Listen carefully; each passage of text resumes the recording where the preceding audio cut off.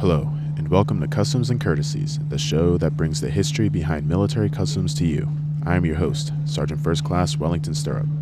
In today's episode, I will be discussing the National Infantry Museum down here at Fort Moore, Georgia.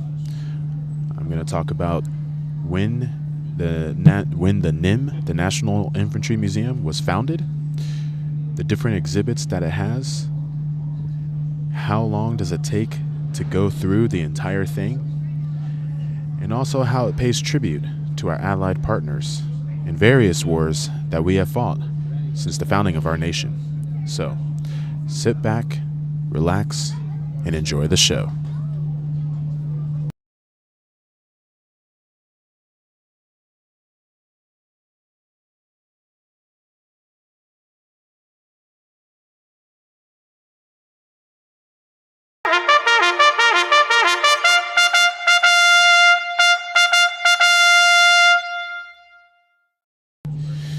Hey everybody, I hope you're doing well today. If you follow me on Instagram, you know that I put out there that I wasn't going to be dropping an episode last week. I'm TDY for my unit currently, and I'm at the airport right now recording this. So I didn't drop an episode last week because I had a very hectic week, and I finally wrapped up what I was doing for my unit. And I wanted to talk to you all today about the National Infantry Museum down here at Fort Moore, Georgia. That's where I'm currently at, heading back home. So let's get on into it, right? The National Infantry Museum here at Fort Moore, Georgia, it showcases the history of the United States Army, and primarily the history of the infantry. This place holds a very special place in my heart because it's where I went to basic training back in 2010 and started my career out as an 11 Bravo. And now, I obviously work in the intel field, but I started here. And right before graduation, they took us over to the National Infantry Museum. And when I was there originally, they had just opened. They were still very new. And now a lot of their exhibits are complete. However, they are getting some new exhibits, which I will talk about later. So when I went through the NIM originally, it was very motivational. And now that I've had the opportunity to go back through again, I can tell you that, again, it doesn't miss. This place is amazing. It's been consistently rated as one of the best museums in the nation, and rightfully so, because this place is very well put together. The curator did an amazing job. The crew there does an amazing job.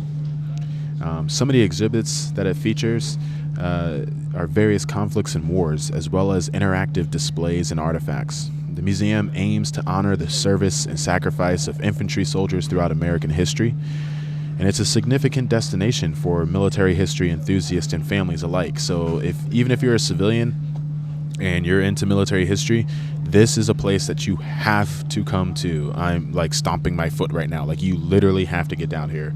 It's one of the best museums that I have ever been to, and I've been to a lot of museums. I'm a huge history buff. So moving on to when it was founded. The NIM, as it's called, the National Infantry Museum, was founded in 2009. Now, I remind you, I graduated basic in 2010, right? So, still fairly new. And at that time, they didn't have everything completed. And they even told us, come back because we don't have everything completed. So they opened, and not everything was done. But, as I mentioned, it serves to honor and serves as a tribute to infantry. Now, if you are familiar with the U.S. Army's infantry and our school down here and the base down here, you will know that in 2009, it was only infantry, right? Airborne school, Ranger school, sniper school, stuff like that. However, 2010 to 2011, the 19 series CMF, so armor, cav, all of them, they started moving down from Fort Knox to Fort Moore, or Fort Benning at the time. And so one of the things that they opened up here, one of the exhibits highlights the history of the cavalry which eventually turned into armor. And they're still cavalry and armor, but they're in the same CMF, as we call it. So you're like military occupational job and everything. So some of the different exhibits that the NIM has features a variety of different areas, like aspects of infantry history and military operations. But some of the key exhibits include the Soldier Experience Gallery. This is an exhibit that provides an immersive journey through the life of an infantry soldier from training to combat. And then you have the last 100 yards. And this exhibit highlights the crucial moments of infantry engagements, focusing on the final stages of combat.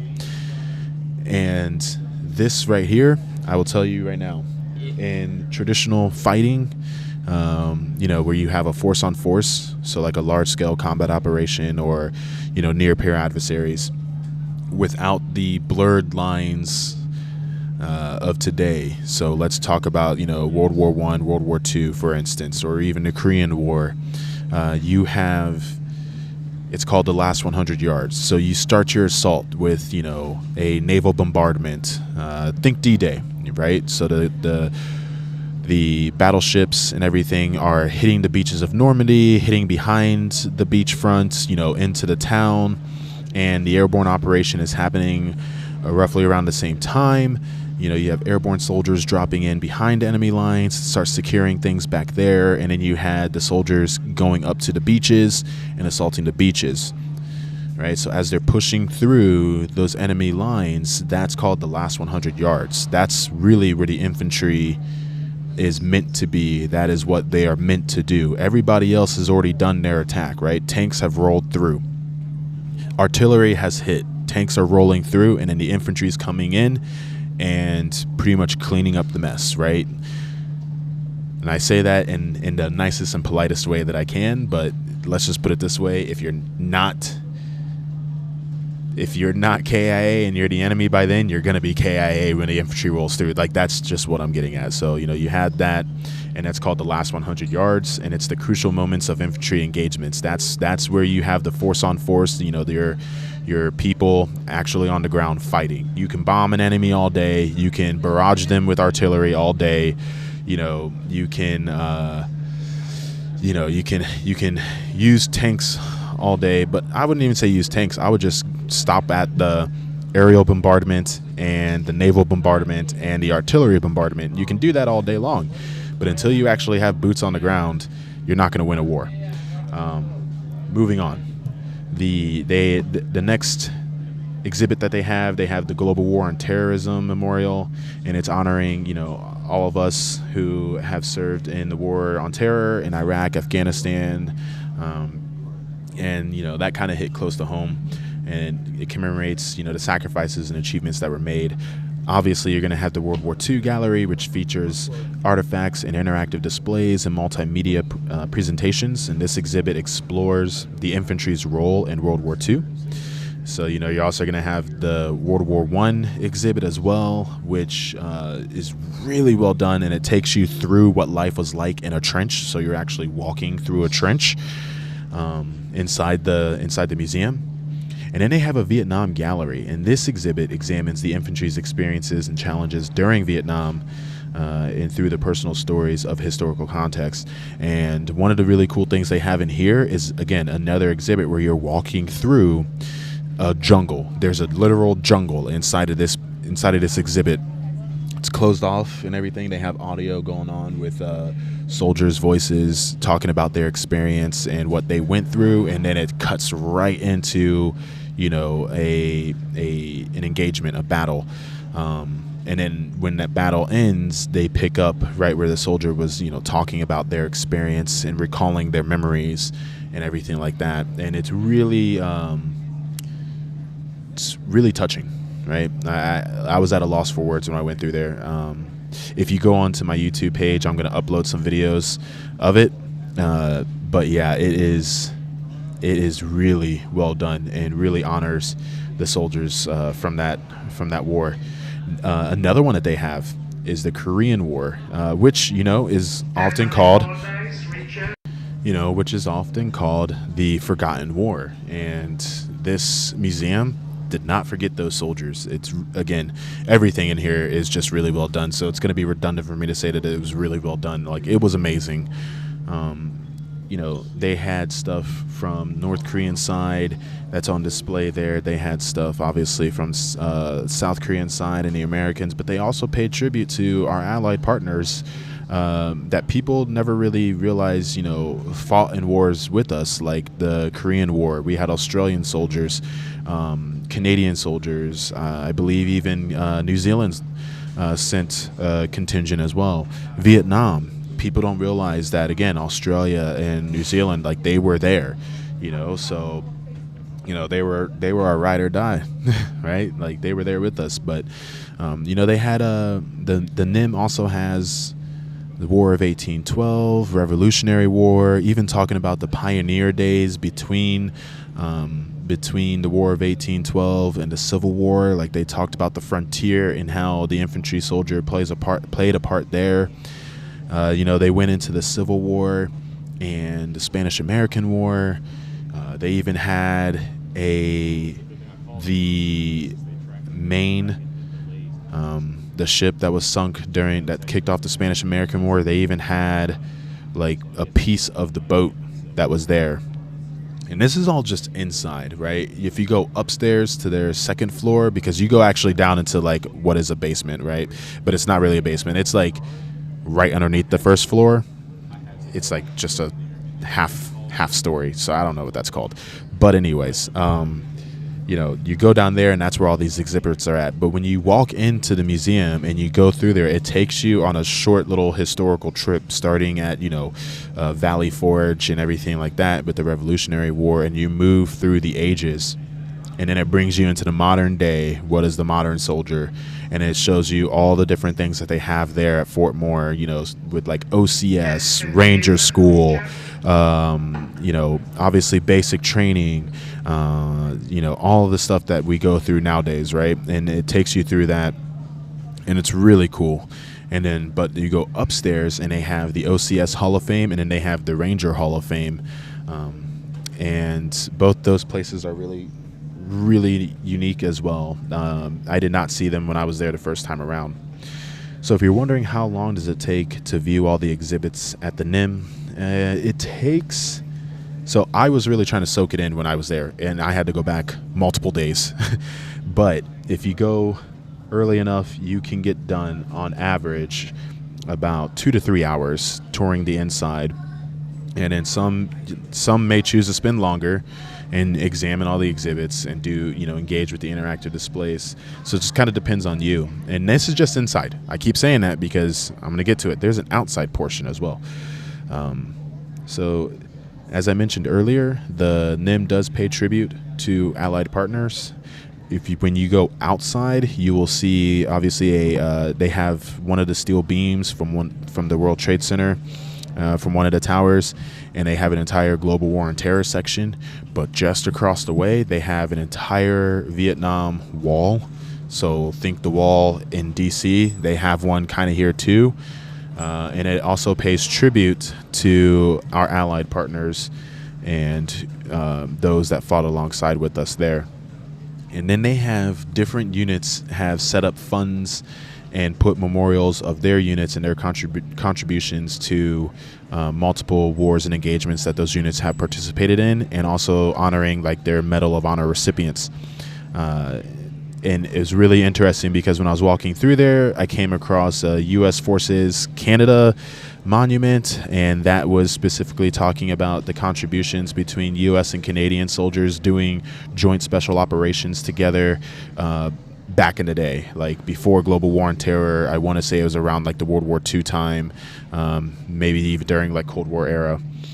They also had one dedicated to Australian soldiers from their, I want to say it's the 1st Royal Infantry Regiment, or RAR. I can't exactly remember it. I'm sorry to my buddies that are down there, but it was from your first RAR, I think, and then some of your SASR soldiers as well. So I was blown away. That place is really cool. And then as you're walking through that memorial park area, you're seeing, memorials honoring, Medal of Honor recipients from all different wars and engagements from, 25th Infantry Division or 10th Mountain or 3rd ID, long range reconnaissance, first Cav. And then as you're walking up there, the path isn't fully complete, but it does kind of connect to the armor side of things. And they have, static displays of tanks and personnel carriers up there. You'll see it if you go there, right? You can walk right up a little hill, and there's an entire thing to 2CR, which I thought was cool because I was in 2CR, which is the 2nd Cavalry Regiment. It's the longest serving active Cav regiment in the Army. And they have a whole thing dedicated to them, and it will take you into where they have, monument for 11th ACR, which is 11th Armored Cav Regiment. And so you get the idea, right? 3rd ACR and everything like that. So some of the exhibits that they're going to be adding soon, they're bringing in an exhibit for an outdoor memorial exhibit for Gold Star families and for the Korean War. So they already have the plot of land that they have dedicated to that, and from the looks of it, it's going to be roughly around the same size as the other ones. So nobody gets missed, and nobody's section is smaller than the other, and I just think that that's really cool, especially with the Gold Star families, and then with the Korean War one. But they are coming soon. They're not open yet. I don't know exactly when they're going to be open, but if you were wondering what the price is to go to the museum, it's free. And all they ask for at the end is, if you want, make a donation. But yeah, it's free. It's really cool. And, it's a really great experience. Now, they do host events that you can do and plan and stuff like that, but you would have to get in touch with them. But going back to how it honors our, allied partners, like I mentioned, it was the USA, Canada, and it honors the 1st Special Service Forces between us and them. Let's see if I can find out the one for the Australians. Yeah, it is the 1st Battalion Royal Australian Regiment, the Royal New Zealand Artillery, and the Australian Infantry as a whole. So, and that one is attached to the 173rd Airborne monument with them. So, and it says, "To our fallen brothers from down under, lest we forget." So, I just think it's really cool that, people tend to forget these things. They also have over at the Vietnam Memorial, they have, with gratitude to U.S. allies who fought in Vietnam. They have a flag with the South Vietnamese Armed Forces dating from December 1955 to April 1975, with more than 1.1 million serving, 254,256 killed in action, 783,602 wounded in action. South Korea, again, this is all just Vietnam right here, right? So South Korea, people don't even know that, right? They sent soldiers. From 1964 to March 1973, 350,000 deployed with 5,099 killed in action, 10,962 wounded in action. Australia from 1962 to 1973 with 60,220 deployed with 417 killed in action, 2,362 wounded in action. And then you have Thailand with the Thai Army sending from 1964 to 1972 with 40,000 deployed, 351 killed in action, 1,358 wounded in action. The Philippines from 1964 to 1970, they sent 10,450 people from their military deployed, 9 killed in action, 64 wounded in action. New Zealand, they from 1964 to 1972, they deployed 3,890 people with 37 killed in action and 187 wounded in action. And The last four, so Australia, Thailand, Philippines, and New Zealand, they were members of the South Asia Treaty Organization during the time, and that is, why they went and aided us in our efforts to stop communism and also to help the people of South Vietnam. So, that's just a bit of it. And when you walk in at the very beginning, you'll be greeted with a giant combat infantry badge on a giant piece of stone, right? And it's etched in there, and it says, "For over 2 centuries, I have kept our nation safe, purchasing freedom with my blood. To tyrants, I am the day of reckoning. To the oppressed, the hope for the future. Where the fighting is thick, there I am. I am the infantry. Follow me." And on that note, I hope that you guys are having a good day wherever you're at. I hope that you can get down here to the National Infantry Museum and come check it out. Their Medal of Honor area is really just really well done. It's really heartfelt, and yeah, get down to the NIM and check it out. And on that, I hope you guys are all having a good day. You can check this out over at my YouTube channel or on Spotify. Hit up the Instagram page, Customs and Courtesies. And I hope you all are having a good day wherever you are. Sergeant First Class Wellington Stirrup, signing off.